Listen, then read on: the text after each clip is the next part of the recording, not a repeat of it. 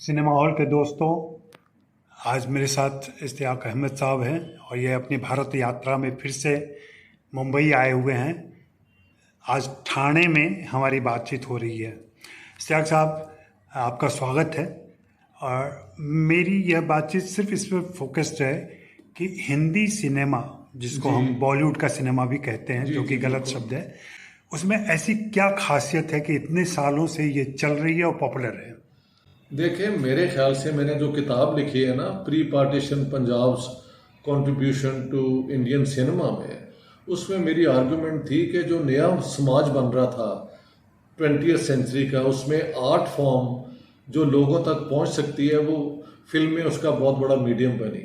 तो जितने आर्टिस्टिक लोग थे उस जमाने के, वो फिल्मों की तरफ आए, और अक्सर ऐसे लोग एक आइडियल के एक नया हिंदुस्तान बनेगा जिसमें मुआशरे की यानी सोसाइटी की तरमीम होगी, हम डेवलप करेंगे, तो पूरा एक एनलाइटेंड माहौल, सेकुलर किस्म की सोच, मिलजुल के रहने वाला जो पैगाम है, वो बॉलीवुड की मेरे ख्याल से शान बनी। जो बड़ी बड़ी फिल्में उस जमाने की हैं, उसमें यही चीज़ बार बार दिखाई गई, और आज तक वही फिल्में जो है वो बार बार देखी जाती हैं। उस जमाने में जो म्यूजिक भी कंपोज किया गया, राग रागनियों पे बेस था। मैं देखता हूँ आज तक आने वाली जो पीढ़ी है वो भी उन्हीं को पसंद करती है। सॉन्ग राइटर वहाँ के एक कमाल के लोग थे। तो वो एक क्रिएटिव पीरियड था। आज़ादी के साथ साथ इंडिपेंडेंट होने के बाद एक मुल्क बन रहा है, उसको हमने कहाँ लेके जाना है। तो बॉलीवुड उसमें एक प्रोमिनेंट रोल प्ले किया मेरे ख्याल से, और आज तक उसका असर चल रहा है। अभी भी हाँ, मैं समझता हूँ आर्टिस्टिक लोग जो हैं, वो सिनेमा के ज़रिए, शायद टेलीविज़न के ज़रिए अपना जो है ना आर्ट फॉर्म वो लोगों तक पहुँचा सकते हैं। तो इसकी बड़ी पावर है।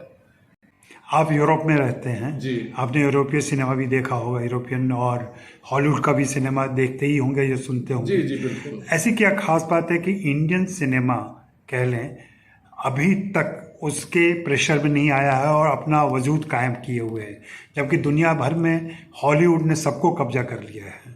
हाँ, उसकी बात है कि बहरहाल हिंदुस्तान की जो अपनी ट्रेडिशन ड्रामा की है ना, थिएटर की और सॉन्ग्स की, वो इतनी पावरफुल है कि उसके बगैर जो मेन स्ट्रीम सिनेमा है वो आगे चल नहीं सकता। तो जो रोमांस है इस इलाके का, उसकी तो सदियों तक, मिलेनियम आप जा सकते हैं उसकी तलाश में, और आपको कुछ ना कुछ स्टोरीज, कुछ ना कुछ उसके इशारे, कुछ ना कुछ उसके एविडेंस मिलता जाएगा। तो इस तरीके से जो इंडियन सिविलाइजेशन रिवाइव हुई है ना, उसकी अपनी एक स्ट्रेंथ है। जी जी। और वो बाकी दुनिया के प्रेशर से फिलहाल तो आज़ाद है। आने वाले वक्त में क्या होता है ये मुझे पता नहीं, लेकिन इतना तो फर्क पड़ा है कि जैसे मुझे पता लगा है कि आप म्यूज़िक में पहले एक म्यूज़िक डायरेक्टर होते थे, एक धुन बनती थी, और फिर एक सिंगर, वो जो एक वो होता था पूरा प्रोसेस, उसको टेक्नोलॉजी ने उसको ओवरटेक कर लिया है। तो बॉलीवुड में भी मैं समझता हूँ वो ट्रेंड्स जो हैं शुरू हो गए हैं, जहाँ पे टेक्निक ज़्यादा है और क्रिएटिव आर्ट जो है उसकी वैल्यू कम होती जा रही है। इसको आप मेरे ख्याल से हम सबको मिलके उसको डिफेंड करना चाहिए कि technology can not replace the artist. मैं ये समझता हूँ। जी, आपके फेवरेट कौन एक्टर एक्ट्रेसेस रहे और क्या लाहौर में आप फिल्में देखते थे? लाहौर में as a middle class person एक ही अयाशी होती थी कि जब पैसे हुए और जाके फिल्में देखें। तो मैंने कई फिल्में तो बार बार देखी हैं। मसलन आवारा 25 दफ़ा मैंने देखी थी। मेरी सबसे फेवरेट फिल्म वो है। और दिलीप कुमार साहब की फिल्में, देवानंद की, इनकी हर वो फिल्म जो लाहौर में लगी वो मैंने देखी हुई है। और भी जितने बाकी एक्टर्स भी हैं, ये मैं बात कर रहा हूँ from the 50s when I was growing up till 65, जब 65 वॉर हुई और फिर इंडियन फिल्में आनी बंद हो गई। बाद में स्वीडन जाके दोबारा रिश्ता बना वीडियो के जरिए, तो नए एक्टर्स आ चुके थे, नई थीम्स आ चुकी थी, लेकिन उसमें भी एक कॉन्टिन्यूटी जो है ना वो नज़र आती थी। तो मेरे फेवरेट एक्टर्स कौन थे?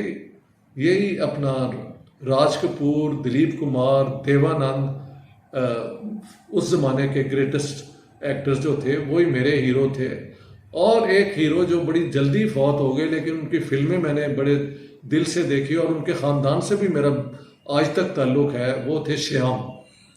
तो वो भी मेरे फेवरेट रहे, बल्कि बचपन में मुझे याद है मैंने अपने वालिदैन के साथ वो फिल्म देखी थी और वो आज तक मुझे हॉन्ट करती है। तो श्याम भी मुझे याद है। अशोक कुमार हुआ करते थे, वो उस ज़माने में साइड पे आना शुरू हो गए थे, दीदार में मसलन। और तो ये मेरे फेवरेट हुआ करते थे। एक्ट्रेसेस में नरगिस जी नंबर 1 एंड मधुबाला, मीना कुमारी, नूतन, कामनी कौशल, श्यामा, ये उस ज़माने की जितने भी बड़े नाम हैं। गाने के अंदर मुकेश, रफ़ी जी, राज वो क्या कहते हैं, तलत महमूद, मन्ना डे, ये सारों का मैं बहुत शौकीन रहा हूँ। तो मेरा ऑल राउंड इनमें से सबके साथ बड़ा एक पर्सनल किस्म का वो था। इसीलिए ये इस किताब में मैंने वो सारी चीज़ें जो मेरी हैं ना यादें अपनी उस सिनेमा की और उनकी, और फिर मैं मिला भी यहाँ पे आके 1997 में मैं मिला था B.R. चोपड़ा साहब को, और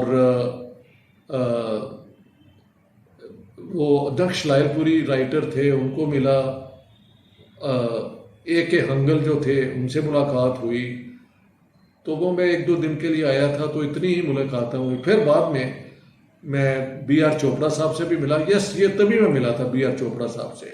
बाद में मेरी रामानाथ सागर जी से मुलाकातें हुई। वो हमारे जहाँ का मैं रहने वाला हूँ, टेम्पल रोड लाहौर, उसके साथ ही ये रोड एक ही जगह से शुरू होते हैं, मुजंग चुंगी से। वो लिटल रोड पे अपनी नाना नानी के पास बड़े हुए और मैं टेम्पल रोड पे पैदा हुआ। तो इन दोनों जगह में महल 300-400 मीटर की होगी। जाहिर है वो 1970 की पैदाइश थे, मैं 1947 की। लेकिन मेरी उनसे जब मुलाकात हुई तो मैंने नोट किया कि वो ना सिर्फ लाहौरी पंजाबी बोलते थे, बल्कि मुजंग वाला एक्सेंट उनके अंदर था आज तक। तो इस तरह के लोग बहुत मुझे मिले और कईयों को शौक था मिलने का जो मुलाकात नहीं हो सकी। मुझे बहुत शौक था राज कपूर जी से मिलने का। दिलीप साहब से मेरी मुलाकात हुई, सुनील दत्त साहब से हुई, राज बब्बर जी ने मेरा बड़ा साथ दिया इन मुलाकातों में फैसिलिटेट करने के लिए। तो ये बहुत अच्छे लोग थे सारे, और हैं, मतलब राज बब्बर जी तो अभी भी हैं, मे ही लिव लॉन्ग। तो इस मेरी एक्सपीरियंस यही है कि इस इंडस्ट्री ने बहुत लोगों को सिखाया भी है कि ज़िंदगी में मिलजुल के रहने का क्या तरीका है। राज कपूर आपके फेवरेट रहे हैं, उनकी फिल्म आपने 25 बार देखी है जी उनके पोते अभी बहुत एक्टिव है, रणबीर कपूर। जी जी। आप उनको क्या मैसेज देना चाहेंगे, वो राज कपूर से क्या सीखे? देखिए, राज कपूर एक कंप्लीट आर्टिस्ट थे, हर डिपार्टमेंट में वो एक्सेल करते थे, वो तो कोई और नहीं कर सका। हाँ जी, लेकिन कपूर जो मैंने आज के दौर के एक्टर्स देख रहा हूँ, ही इज़ आउटस्टैंडिंग। तो एक्टिंग के एतबार से ही इज़ क्लास 1 एक्टर। तो अपने बुजुर्गों की ट्रेडिशन एज एन एक्टर उन्होंने कायम रखी हुई है।